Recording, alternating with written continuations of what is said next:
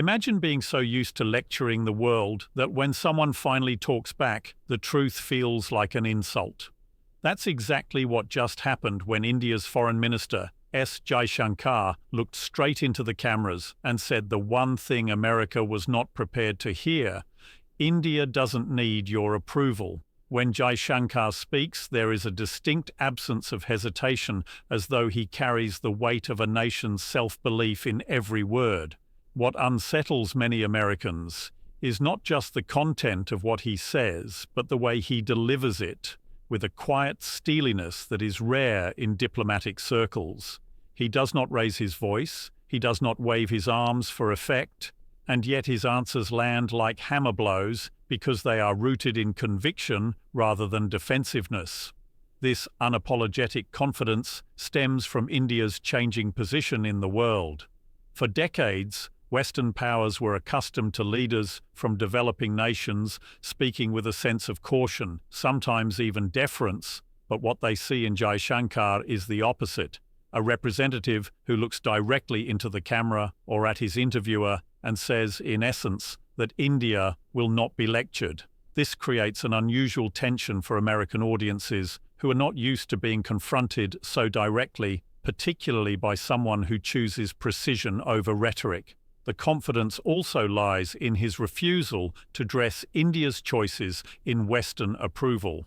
When asked about oil purchases from Russia or India's independent stance on international conflicts, he does not hide behind excuses or pretend to align with Western policies. Instead, he states plainly that India will do what it must for its people, and if others disapprove, that is their problem, not his. This kind of directness is often mistaken for arrogance by those who are unaccustomed to hearing it from non-Western leaders, but to many Indians and observers from the global South, it represents a refreshing honesty that cuts through the fog of diplomatic clichés. The composure is key here because confidence without calmness often appears defensive, but Jaishankar's ability to deliver a difficult truth in the same tone as one would order a cup of tea makes it all the more powerful. What shakes Americans most is not aggression, but the fact that there is none, just an unshakable self-assurance that projects India as a country that owes no apologies for its choices, its policies, or its ambitions. When Jaishankar addresses questions about India's dealings with Russia or its independent stance on conflicts, the most striking aspect of his response is how effortlessly he exposes Western double standards. For decades, Western powers, especially the United States, have framed themselves as the moral compass of the world, demanding that other nations follow their example. Yet, when Jaishankar points out that the West itself continues to buy Russian gas, trade with countries it criticizes, or shift alliances whenever convenient, the argument becomes impossible to ignore. He does not raise the issue as a complaint, but rather as a simple statement of fact, and this disarms those who expect him to be on the defensive. What makes this particularly uncomfortable for American audiences is that it holds up a mirror to their own inconsistencies. For instance, when India is asked why it continues to import energy from Russia, Jaishankar calmly replies that Europe has been doing the very same thing, only on a far larger scale. In that moment, the conversation shifts entirely because the supposed moral authority of the West crumbles under the weight of its own contradictions. The brilliance of this approach is that he does not come across as confrontational, but rather as someone pointing out the obvious. This resonates strongly with nations across Asia, Africa, and Latin America that have long felt pressured to follow Western policies without receiving the same leeway.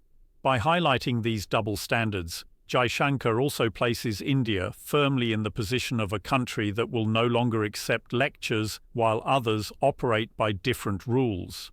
For Americans, this is a bitter pill to swallow, because it challenges a system in which they are used to setting the rules for others while bending them for themselves. The exposure of these inconsistencies strikes particularly hard in interviews or global forums, because it leaves critics with little to counter except vague moral arguments that no longer carry the same weight.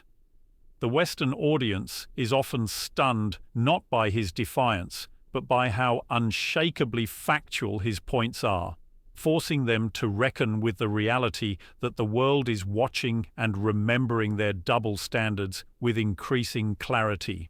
India today is no longer the quiet player sitting in the corner of global politics, waiting for validation from larger powers, and this shift is embodied in the way Jaishankar speaks. The confidence with which he addresses American critics is not born out of thin air, but is backed by real numbers, real progress, and real influence that India now commands. The country's economy is among the fastest growing in the world, pulling millions out of poverty while simultaneously creating a massive consumer market that international companies cannot afford to ignore. Its technology sector has gone from being an outsourcing hub to an innovation powerhouse, with Indian talent leading not just within the country, but also at the helm of global corporations. Militarily, India has developed into one of the strongest forces in Asia, capable of defending its sovereignty and asserting itself in regional security dialogues, while its space program and scientific advancements showcase a capability that rivals many established Western nations. This growth has shifted the balance of how India is perceived on the global stage, moving it away from being treated as a dependent ally to being regarded as a partner with its own strategic weight. When Jaishankar looks American interviewers in the eye and states India's policies, the subtext is clear. India has enough power, influence, and credibility to act on its own terms, and it does not need approval to do so. This is what unsettles many in the West, because it signals the end of the era where India could be pressured into alignment by promises of aid or investment. The growing clout also extends to diplomacy, where India has managed to build strong ties with nations across the spectrum, from the United States to Russia, from the Middle East to Africa, without being tied down to one bloc. For Americans, watching a nation they once saw as a recipient of advice now positioning itself as a shaper of global discourse is a jarring reality.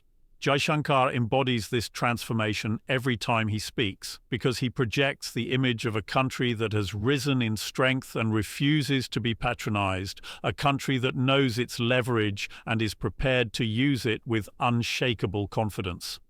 What makes Jaishankar stand out in conversations with American journalists and policymakers is his ability to flip the script and challenge the narrative that has long dominated international discussions. For decades, the West has been accustomed to setting the terms of debate, framing issues in a way that positions itself as the moral authority and others as passive recipients of its judgment. Jaishankar disrupts this structure entirely by questioning the very premise of the arguments put before him. When asked why India does not align fully with Western sanctions or foreign policies, he turns the question back to the interviewer by asking why the West assumes its position is the universal standard. This forces the audience to confront a deeper truth, that the rules of international order have often been written by a select few and enforced selectively, leaving countries like India expected to follow without having had any say in shaping them. The brilliance of his approach is that he does not present this as a complaint, but as a logical inconsistency that needs to be addressed. For Americans who are used to hearing polite nods of agreement or evasive answers, his directness feels like a challenge to their authority. What unsettles them even more is that he does not merely reject their framing, but replaces it with India's perspective, one that emphasizes national interest, sovereignty, and the right to make independent choices without external pressure. This is a sharp break from the old narrative where the West dictated and others complied, and it signals the emergence of a multipolar world where multiple voices will question and redefine the global discourse. By challenging the narrative, Jaishankar also resonates with audiences in the global South who see their own frustrations reflected in his words. He articulates what many leaders hesitate to say openly, that the Western perspective is not the only lens through which the world must view conflicts, trade, or diplomacy. For Americans, this is disorienting because it removes the comfort of assumed authority and exposes the reality that their dominance in shaping global opinion is no longer uncontested. Jaishankar's calm dismantling of one-sided narratives not only unsettles, but also forces a reluctant acknowledgement that the global conversation is changing, and that India is playing a central role in rewriting it. The most striking element of Jaishankar's interviews and speeches is how ordinary his delivery seems, yet how extraordinary the impact is when the truth is spoken without disguise. American politicians and media figures are accustomed to dealing with foreign leaders who either soften their words or carefully avoid saying anything that could sound too blunt. Jaishankar does the opposite by stating facts as they are, without raising his voice or coating them in diplomatic politeness. When asked why India buys discounted oil from Russia, his response is not an elaborate justification, but a straightforward reminder that Europe has been doing the same thing in far greater quantities. When questioned about human rights, he points out that the West has its own share of issues and is in no position to lecture others. These truths are not new, but what shocks Americans is the fact that they are being said so openly on international platforms where the usual script of deference and politeness is expected. The plainness of his words strips away the comfort of ambiguity, forcing listeners to confront realities they would rather avoid. For an American audience that has been told for decades that their country is the arbiter of global morality, hearing a foreign minister calmly dismantle that perception with simple facts feels almost rebellious. The power lies not in aggression, but in the calm delivery, because there is no emotional overdrive to hide behind, just cold logic that is difficult to refute. This shock also comes from the realization that the world is not only listening but also nodding along, that Jaishankar's words resonate with many other nations that have felt silenced by Western dominance. What Americans find difficult to process is that their authority is being challenged not by fiery rhetoric or radical posturing, but by the unembellished truth spoken in the most matter-of-fact tone. It destabilizes the hierarchy of conversation, because once the plain truth is acknowledged, the old system of moral superiority begins to collapse, and that realization is what creates the stunned silence every time Jaishankar answers without flinching or apologizing. Every time Jaishankar speaks on an international stage, there is an underlying recognition that something larger is unfolding beyond the words themselves, a shift in the balance of power that reflects the beginnings of a new world order. For much of the post-World War II era, global politics has revolved around Western leadership, with the United States at the center and others aligning themselves in concentric circles of influence. But Jaishankar's tone and substance signal that India is no longer content with being on the margins of that order and instead is stepping forward as a central force in shaping a multipolar world. This does not mean India seeks to replace America or China as the single dominant power, but rather that it refuses to be told that the world must operate under a one-size-fits-all model dictated by the West. The new order is one in which multiple centers of power exist, each with its own priorities, cultures, and strategies, and India is claiming its rightful space in that structure. The evidence of this is not just in diplomatic language, but in concrete actions, from forming partnerships with countries across Asia, Africa, and Latin America to asserting its independence in energy, defense, and trade decisions. What unsettles Americans is the recognition that their influence is no longer unquestioned, that their ability to dictate terms has weakened, and that other voices, particularly India's, are no longer willing to remain secondary. The shock is not only about Jaishankar's bluntness, but about the symbolism of a leader from the global south, confidently stating that the future will not look like the past. The shift is visible in how other nations respond as well, many of them openly supporting India's positions or quietly aligning with its approach, because they see in it the possibility of a more balanced system where no single power dominates.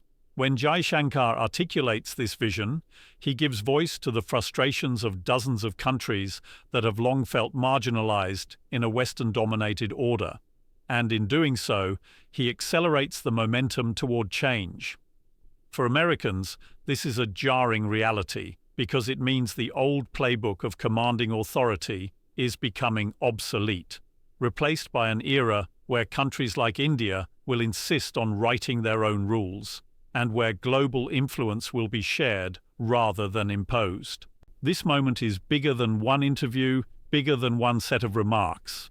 What Jaishankar did was put into words what much of the world has been thinking but hesitated to say, that the days of unquestioned Western authority are over and a new balance is taking shape.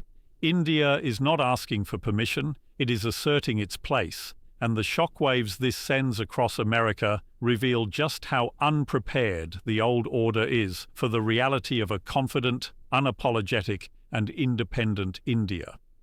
Whether America likes it or not, the conversation has changed, and the world will never go back to silence.